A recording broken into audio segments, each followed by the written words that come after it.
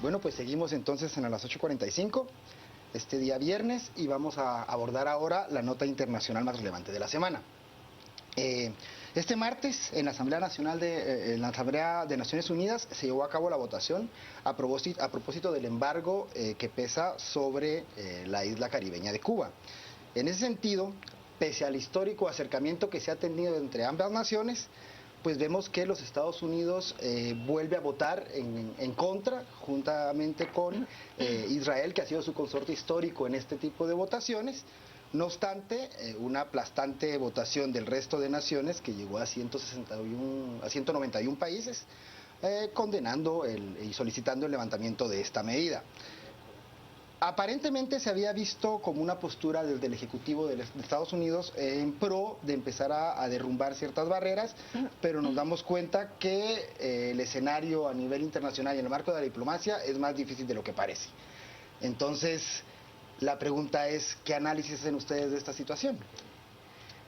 Pues, a ver, lo primero que se me ocurre decir, porque debo decir que esta es una mera ocurrencia, no es un análisis serio e informado de mi parte.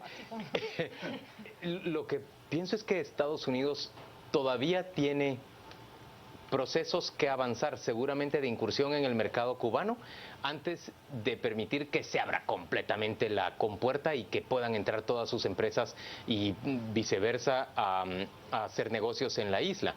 Es obvio que Estados Unidos está en una ruta de normalizar la relación, sobre todo por interés económico y geopolítico. Cuba deja de ser, digamos, un gran riesgo o una gran amenaza para ellos, pero no están dispuestos a hacerlo hasta que no tengan un cierto control. Eso es lo que colijo yo, pero como les digo, es solo mi ocurrencia o mi conjetura. Yo lo que veo es que esto del embargo no es tan fácil de solucionar. El embargo está blindado por todo un entramado de leyes que únicamente el Congreso de Estados Unidos es capaz como de desatar. Y si bien Obama pues marcó el inicio de un restablecimiento de esas relaciones con Cuba en el mes de julio, ahora no depende de él desatar justamente ese nudo legal. Y con un Congreso integrado en ambas cámaras mayoritariamente por el Partido Republicano, la cosa no está fácil. Lo que se reclamaba en la reunión de Naciones Unidas es que no les había gustado, al parecer, el tono o el contenido que había presentado el embajador Rodríguez, porque no respondía a la misma actitud conciliatoria que había llevado Obama en su momento. Entonces, hay otra serie de cuestiones que hay que entrar a analizar, pero el voto de 191 países, es que eso sí me parece... Es lapidario para Estados Unidos. Es lapidario. Solo Israel está con ellos. Claro, pero definitivamente es... No tiene que suceder esto para comprender que el imperio conserva no una reserva de poder, sino su poder intacto, prácticamente. Y no es conclusión ni ocurrencia mía, sino es lo que ha demostrado y lo que han escrito a raíz de esta asamblea. Estados Unidos es un poder latente, vigente y se mantiene. Y tendrá que entrar a analizar realmente lo que el embajador Rodríguez decía, de que el embargo es un tema esencial y que no puede quedarse fuera de esa agenda de acercamiento entre ambos países. Pero el manejo político, diplomático es un rotundo éxito para la diplomacia y el manejo de relaciones internacionales cubano, ¿no? Pero inefectivo, ¿verdad? Inefectivo. Finalmente depende. Creo que eso todavía falta mucho camino por recorrer. Porque finalmente también la postura de Estados Unidos, si fuese ponerle las banderillas al Ejecutivo allá, hubiera sido una abstención por parte del Ejecutivo. Pero ojo, se mete una camisa de 11 varas terrible en el seno del Senado. Pero también hay que tener claro que uno es el proceso político y otro es el proceso económico. Ahí es donde realmente Estados Unidos muestra más garra, más poder y más defensa del Estado que tiene en este momento. Nadie puede decirle nada porque es solo entre ellos dos. Aquí el punto es la condena mundial ya a la figura del bloqueo histórico, ¿no? O sea, creo que eso hay que resaltar. Vamos a dar vuelta a la hoja en este momento porque ya nos queda muy poco tiempo para discutir estas notas en 60 segundos y vamos a empezar por Pedro Moadi, quien se presenta ante los tribunales de justicia esta semana.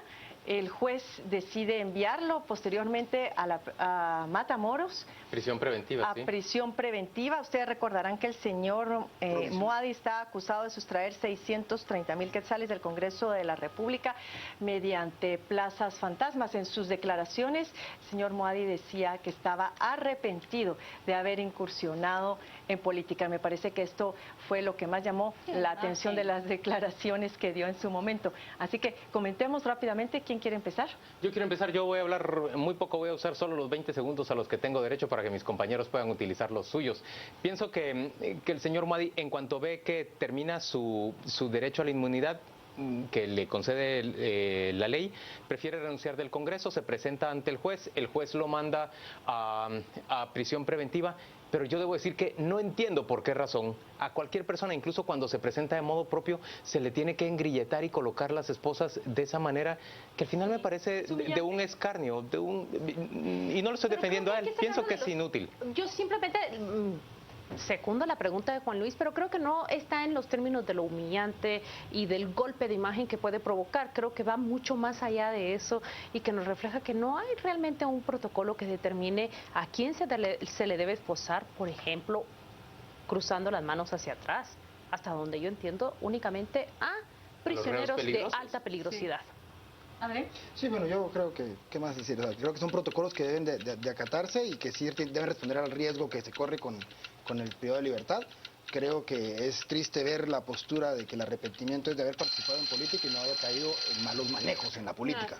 Esa es la declaración que él dio, que se arrepentía de haber participado en política. Pero aquí es de haber hecho política como la hizo, ¿no? Eso no es política. Pasamos a la segunda noticia, tiene que ver con que esta semana el Congreso de la República aprueba la ley de tarjetas de crédito, la cual va a regular la emisión y uso de estas tarjetas. Entre otras cuestiones, la ley regula las tasas de interés, los requisitos para poder obtenerlas, el límite de crédito y los cobros intimidatorios. Rápido, empecemos. ¿Quién?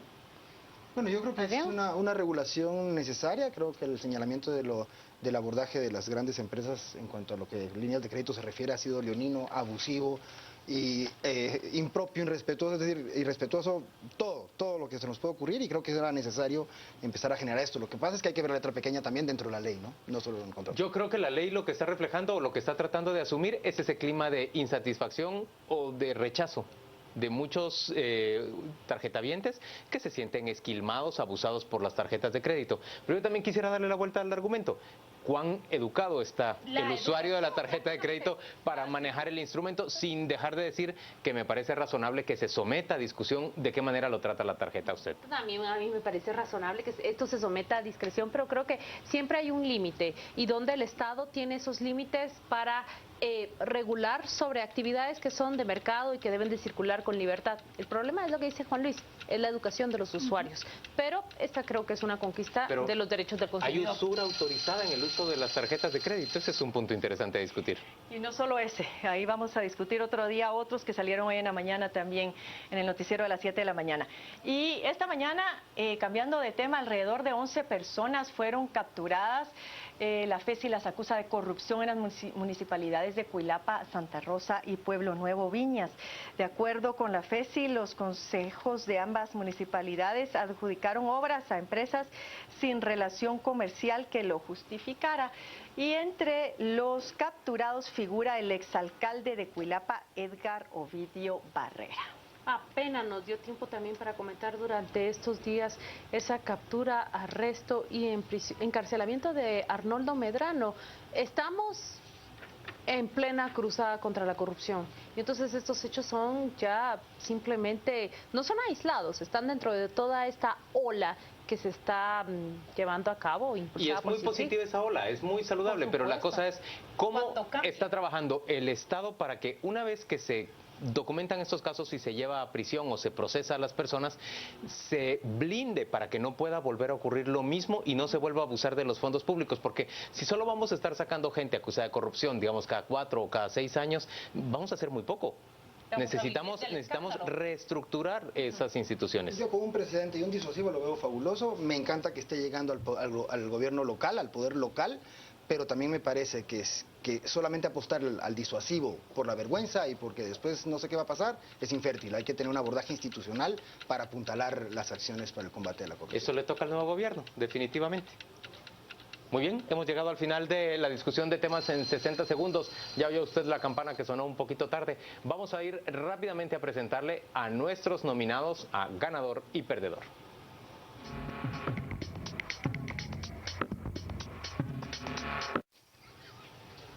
Arranca don Adrián Zapata diciendo quiénes son sus nominados a ganador y perdedor de la semana. Bueno, aquí aunque me regañe Carmen, pero yo voy a proponer como ganador a la jueza Marta Sierra de Stalin por haber obtenido su suspensión a la prisión preventiva que estaba padeciendo y el otorgamiento de una medida sustitutiva, a tal extremo de estar incluso solicitando su reinstalación como juzgadora y con una aparente calma dentro de la tormenta que implicó para ella en lo personal todo lo que vivió, ¿no?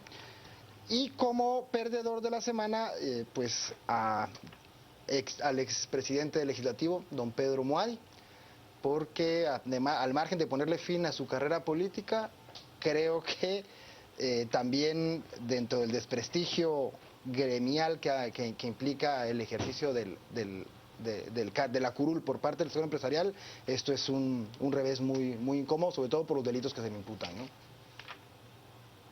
Muy bien, pues yo voy a poner como ganadora, también tenía a la jueza Marta Stalin, quien ¿Eso fue logró casualidad? esta medida sustitutiva. No, yo creo que el muchacho nos copiaron copia en la el examen, tarea. te copiaron Yo por en eso el estaba examen. protestando porque yo hice la tarea primero y él repite lo que yo pongo. Pero bueno, por lo menos hay coincidencia, tenemos 2 votos Ya van 2 a votos favor para de la Blanca misma. Stalin. Y como perdedor a las empresas emisoras de tarjetas de crédito, quienes ahora tendrán que atenerse a esta nueva normativa que nos decía hoy el diputado que es el ponente de esta legislación. Prácticamente ya es un hecho que va a ser aprobada por el Congreso de la República e implementada próximamente. Yo creo que nosotros hemos chiveado a nuestro compañerito de mesa.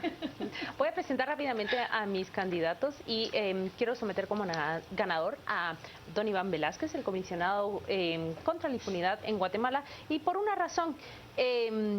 Lo hemos visto emprender esta lucha contra la corrupción, pero creo que el paso que ha dado esta semana con la solicitud de captura de don Gustavo Alejos ha dado un paso más allá y está diciendo la esfera de la corrupción en este país abarca mucho más allá que el sector público, también está el privado, el actor pasivo, como decía Adrián. Y como perdedor está Pedro Muadi, ya lo dijo bien Adrián Zapata, cuáles son las razones. Me parece que ha perdido mucho y esa imagen que veíamos cuando Carmen presentó la nota es por demás devastadora para él, para muchas personas también.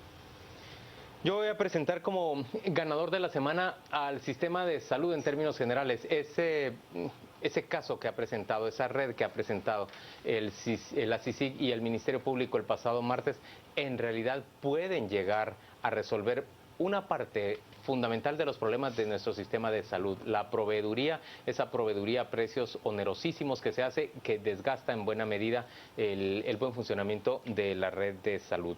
Y por el otro lado, yo veo como perdedor de la semana al señor Gustavo Alejos, que se convierte en prófugo por ahora. Hay noticias de que pronto va a presentarse ante la justicia, o rumores de que pronto va a presentarse ante la justicia, pero en cualquier caso, incluso con esa fuga suya, es poco probable que se le pueda conceder una medida, digamos, de arresto domiciliar. Pero, Claudia, también tengo entendido que el tipo de delitos por los que lo están denunciando no admiten una medida sustitutiva. No lo admiten, aunque hemos pasado por alto lo que sucedió ya en el caso del señor Edgar Barquín, que fue beneficiado con una medida de este tipo a pesar de los delitos por los que había sido acusado. Yo creo que también ahí justamente en la negociación de los ganadores y perdedores, creo que falta ver, porque hay que ver la imputación, hay que ver realmente qué le resuelven. O sea que si todavía no está dispuesto a votar por Gustavo Alejos como perdedor de la semana. Todavía no, porque imagínate que le modifiquen el delito, el tipo penal, y vaya a su casa con una medida sustitutiva.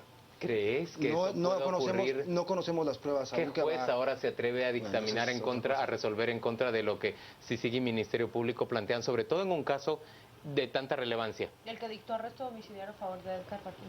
Ese juez, esa es la respuesta. Muy bien. Voy a votar por el perdedor de Juan Luis, por Gustavo Alejos ¿Y te vas a sumar al voto de Marta Sierra de Stalin? Ya solo nos falta uno, ¿verdad, Adrián? No, yo me quedo con mi ganador. Yo me voy a sumar al voto de Marta Sierra de Stalin. Me parece que también a don Iván Velázquez, que ha sido ya ganador varias veces acá. Tenemos ocasión de volverlo a considerar el ganador de la semana. Nos quedamos entonces... al perdedor de Juan Luis, a Muy bien. Gustavo Alejos. Muy bien, entonces ganador de la semana, Marta Sierra de Stalin. Perdedor de la semana, Gustavo Alejos. Le agradecemos su compañía hoy a las 8:45. Le invitamos, por supuesto, a que nos acompañe el próximo domingo. Le deseamos a usted que coma el mejor fiambre de su vida este año, que pase un fin de semana intenso, sí, pero tranquilo en términos generales, es decir, sin sobresaltos. Nos volvemos a ver el domingo.